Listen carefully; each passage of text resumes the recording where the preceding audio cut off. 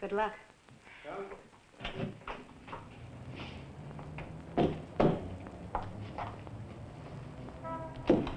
Sit down. You should try 5BX. You should follow Dale Carnegie. I do. I'm a human interest writer, remember? I remember. I've just had a call from Sir Archibald McWhinney. It seems you insulted his wife in this morning's edition. Lady McWhinney's floral hat gave the impression of a meringue topped by a fruit parfait. Hey, I said someone said that. Yes, you did.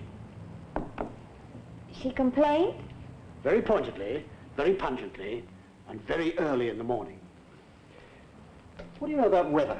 Or rather, weather forecasting? Weather forecast? Yes, there's wiggly lines on maps. Oh, they're nothing. Then you'll soon learn. Learn? The chief executive. The Weather Bureau people gave him a very good lunch yesterday. So? So you write it. The romance of the raindrops, the saga of showers. Oh, no, not me. I'm the one that writes for the heart of the community.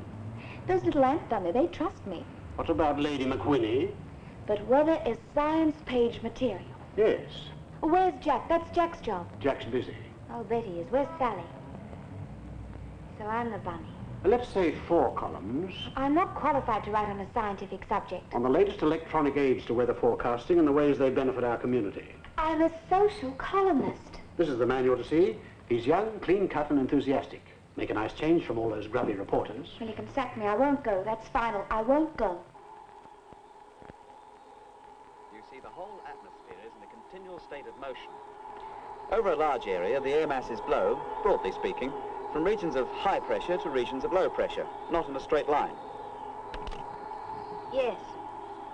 This is due to the rotation of the Earth and to friction. You nervous? No. Marvelous, isn't it? Practical experience is the best introduction. Your editor agreed entirely. He would. Now, as the air rises, it cools adiabatically at the rate of 10 degrees centigrade per kilometre, and the relative humidity rises until it reaches saturation level. Then rain. You're confusing condensation with precipitation. I am. How careless of me. You see that cumulus over there? I can't see anything except cloud. What's your Christian name again? Cumulus cloud. The name some people give their children. Don't be absurd. My name's Carstairs, and that cloud is formed by droplets. Carstairs. That cloud is formed by droplets from 50 to 200 microns in size. I like it. You do? Suits you somehow.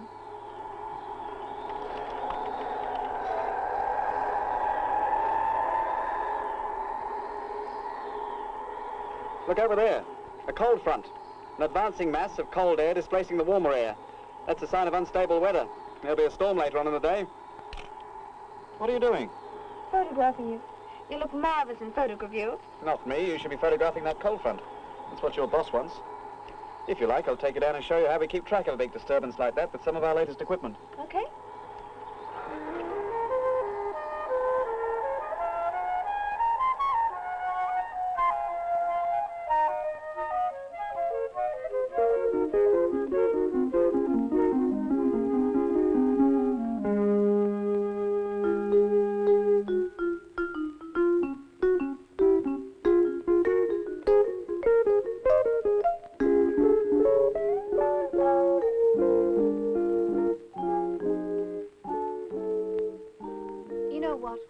Backwards. Balloons came first. High-altitude meteorological balloons. Then gliders. They're stuffed with hydrogen and climb to around 100,000 feet. They're tracked by radar, so we know what the winds are doing up there. See what it's carrying? A radio sonde. Small radio transmitter. It sends back the temperature, pressure, and humidity as the balloon climbs. These readings are very important if we're going to track the weather systems accurately. And tell me if I'll need an umbrella. Yes. They're picking up the sonde signal now.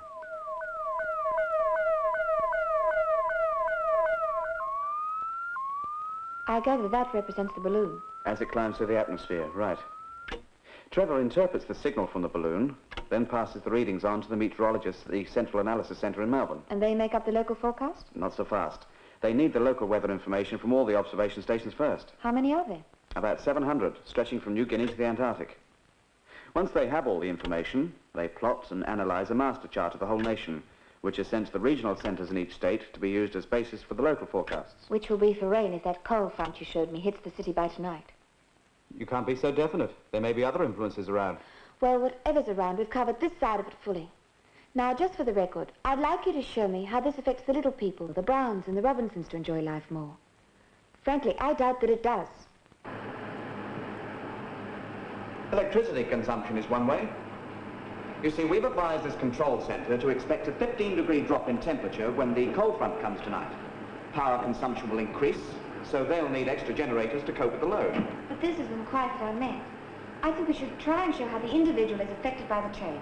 Well, in that case, we better come back here tonight and watch these consumption meters. You'll see the housewives plug in their radiators. No, I won't. I'll just see a whole mass of facts and figures. Well, can't you understand that the best examples are the people themselves? But the ratio of power consumption to the weather conditions is more important. Oh, look here, chum. What's this? Living flesh and blood. Now, that's what little old Hilary's interested in, and that's where the story is. If you could see past your beloved dials, you'd realize this. Good heavens. Thanks for reminding me. Satellite's overhead in half an hour. Come on.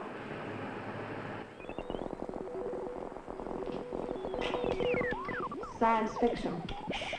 Listen. What?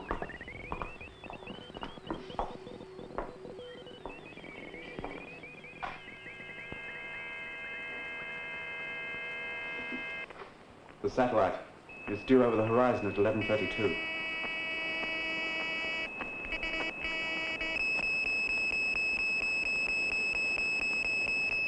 There, isn't that incredible? Up from the pole, across Tasmania, the eastern coast.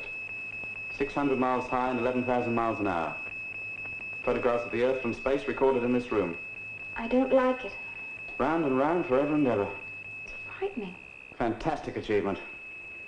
Imagine, in hours that'll be over Rio de Janeiro, sending back information to the meteorologists there. One day our whole world will be linked by a satellite scanning our weather. Big Brother watching us. Sending back a steady stream of information. Untouched by human hands.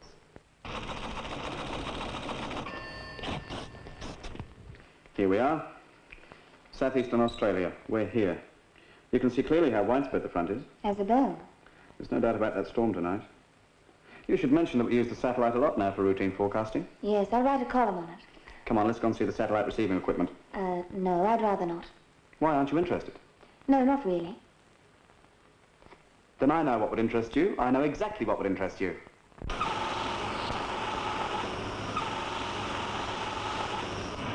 Computers. This is part of our World Weather Watch program. Did you know that Melbourne was the Southern Hemisphere Analysis Centre? Most of the countries south of the equator send us their information daily. The computers analyse it and draw up a synoptic chart of the whole Southern Hemisphere. Imagine. I am. We then send our charts to the Northern Hemisphere centres of Washington and Moscow, with the result that a global weather pattern can be seen every 6 hours. World Weather Watch increases our understanding of the weather system throughout the entire world. This would be impossible without our computers.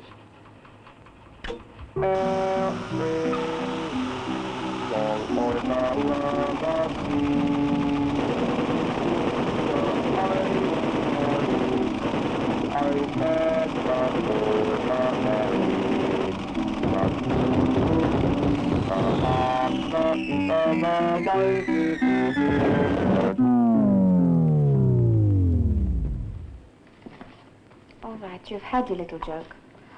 Look, Casters, I dislike this intensely. It's all so impersonal. Oh, for heaven's sakes, Hilary. Computers, all this is part of 20th century living. Yes, the part I don't like. Computers simply do the job much better. Look, Carstairs, when I come into the office and find one of these things right in the social column, I'll go and maroon myself in a desert island. Always supposing there's one left. I'm just an ordinary girl, and like most ordinary people, I find science and all that sort of thing way, way beyond me. In a different world, if you like. I'm just an old-fashioned type of person who cares about humans, who believes in humans, and who tries to write about poor, fallible humanity. All these computers... Well, I must admit they excite me. Do they?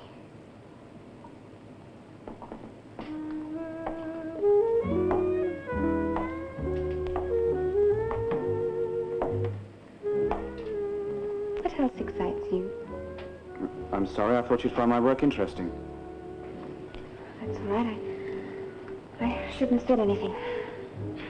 Anyway, before you go, will you see our chief? What more can he tell me? Nothing, but he is expecting you. I said I'd bring you. He'll wear antenna on his head and drink machine oil. Have another cup? Thank you. And you've seen everything you wanted? Almost everything. No, sugar? Radar tracking, satellite readout, computers. Everything. And now to write the story. That's right. How do you intend to tell it? By showing how our advanced equipment traces the cold front across the state. I see. What's your paper's circulation now? Around 400,000. You know, when I was younger, I had ideas of becoming a journalist, but my father was in weather, so I still do a bit of writing there. I can't help feeling that this article of yours is an excellent opportunity for us to get some good publicity. Yes, I agree. But I'm not sure your idea is the best way to get it. Huh? You don't think it's a little too technical for the average reader? Too technical. To some people. But we're not interested in morons. No, we're not interested in writing only for boffins either. We want a story that ordinary people can understand and appreciate. Now, you've shown the technical side of the story. What about the other side? I don't quite follow. The trouble with you, Carstairs, is you've no imagination. And if you want to be a forecaster, you need plenty of imagination. No, seriously. Weather affects people more than you think, and so do the forecasts. I'm thinking of a linesman, actually. Oh, cigarette? No? Yes, he's working close to tremendous voltages, and it's unsafe to work if the humidity rises above a certain percentage or if it rains.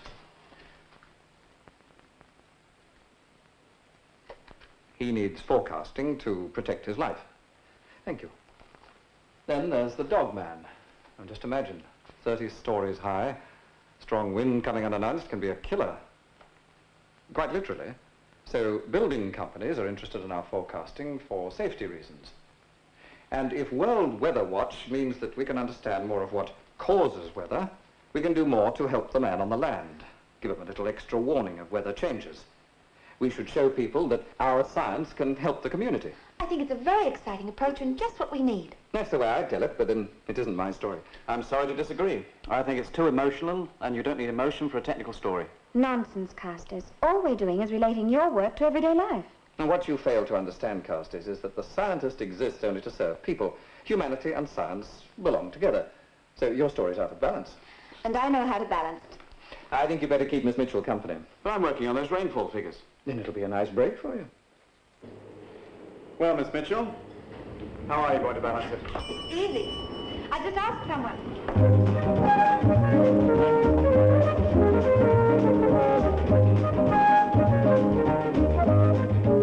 Excuse me, sir. Did the weather affect you? I beg your pardon? The rain and the sunshine. Are you affected by it? Not in the least. We're fully air-conditioned. She must be from television. Excuse me, I don't want to be rude, I don't mean to butt in, but I couldn't help overhearing your conversation. I'm a taxi driver. Weather certainly affects me. He's a taxi driver. Hot days, I'm always busy. People reckon they can't walk another step. Wet days, pretty much the same, only I don't like them as much. People dripping all over my vinyl. Still, a man shouldn't complain. It's good for business. The weather blokes reckon it'll rain tonight, so I'll be busy.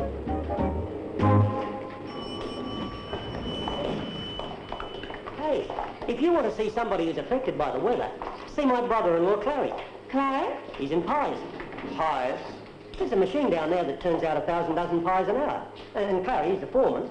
He's got a bloke in hourly contact with the Weather Bureau people. Does weather affect it that much? Yeah, if it's cold, production's up. If it's hot, production's down. Simple as that. Let's see Clary then. Right. Hey, get yourself a steak and kidney. The gravy's extra good this week.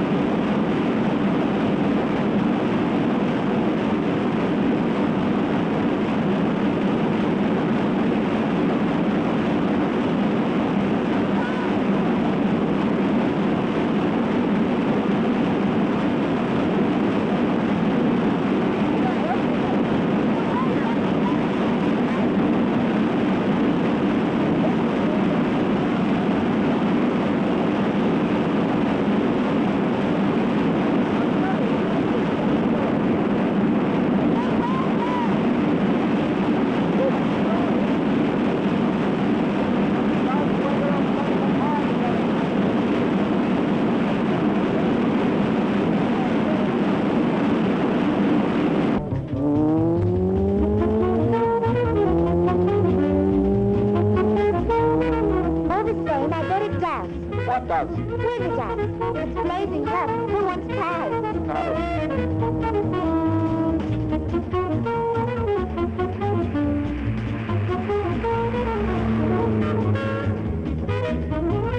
Now, who else is affected by weather?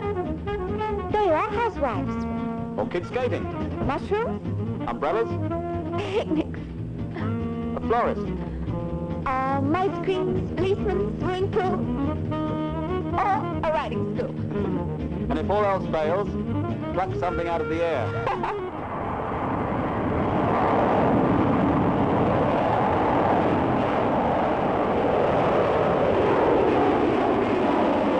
My brother's a pilot. If he's flying today, he'll be giving a bit of thought to that cold front. Wondering how high he'll have to fly to clear it. He'll know that from his pre-flight weather briefing. It's important he knows just what to expect up there, both for his passengers' comfort and for economic reasons.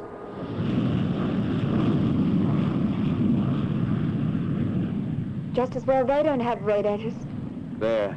I think that solved the problem. Well, on with the weather. Hey, look at this. A 1926 Dodge. Can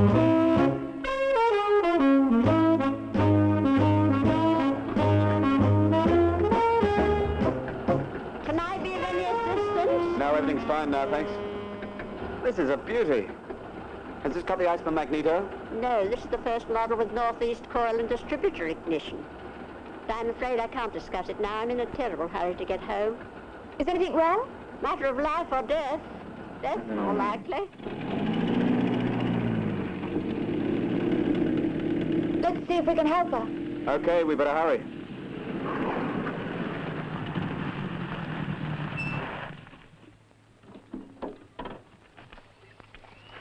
Can we help? My butcher's just told me there's a change on the way. Yes, a cold one. Oh, dear, that means the atmospheric pressure will be dropping. Yes, that's right. Oh, that's terrible. The pressure affects the temperature controls. They'll all die.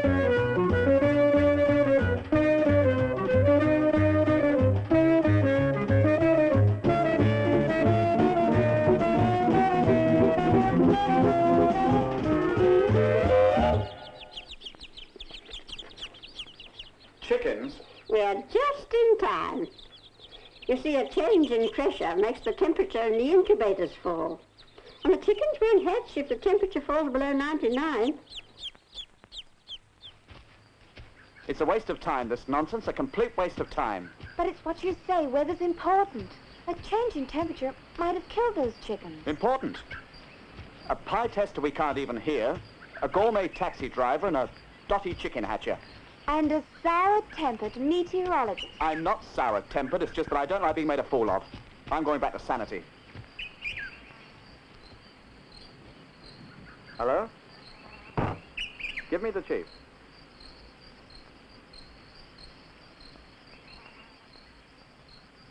Well, what do you suggest we do, sir? Very well. Goodbye. Well, what did he say? Grapes. I think I'd prefer them in bottles. They're spraying the vines now. Though I must say these are very sweet, and I have a sweet tooth. They have to spray before the rain. Do you have sweet teeth, Carstairs? If they don't, the fungus will attack the vines here. It's so important these parts to know just when it'll rain that we put out 4-day forecasts for the fruit growers, so they will have plenty of time to spray. We've been forecasting this rain for a day or so now. I can see myself covering 1 or 2 damp garden parties tomorrow. How inconvenient for you. You know, to some people, like our fruit grower, it's an important part of life. Weather takes on a new meaning when your livelihood and perhaps even your life are threatened by it. They have a fairly realistic attitude to the value of forecasting. And for the Tasman, seas becoming rough with strong south to southeast winds rising at times to gale force. Small ships are advised of a gale warning current from Smoky Cape south to the Victorian border.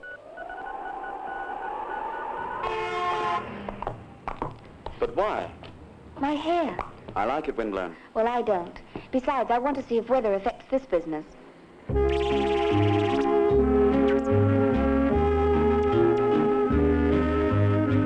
like an appointment, madam?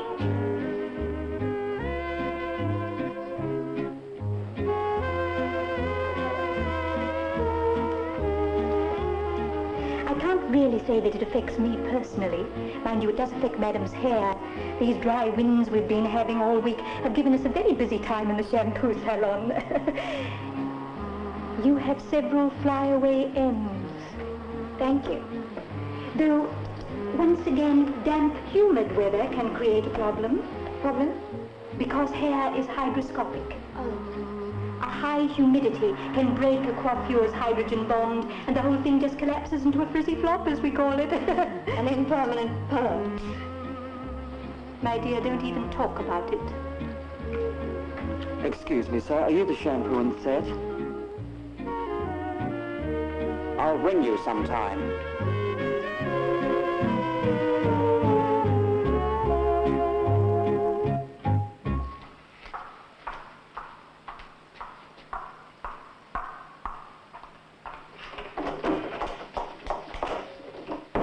You'd better hurry. He's making going home noises. Come. What's that, love? The weather story? Any good? Mm-hmm. Did you know weather influences power production? Does it? Sounds fascinating. Pity we can't use the story. Not use it. The chief fell down the steps after lunch. I think he's broken something. He rang a while ago demanding we change the weather story for one on hospital reform. Farewell, sweet thing. No, we'll use it later on. And think of the doctors. Why not? I'd have thought they'd be just your medicine. Oh, not interested. Must be the weather. Is that so? And I was never really convinced the weather had that much effect on people. Good night. Good night.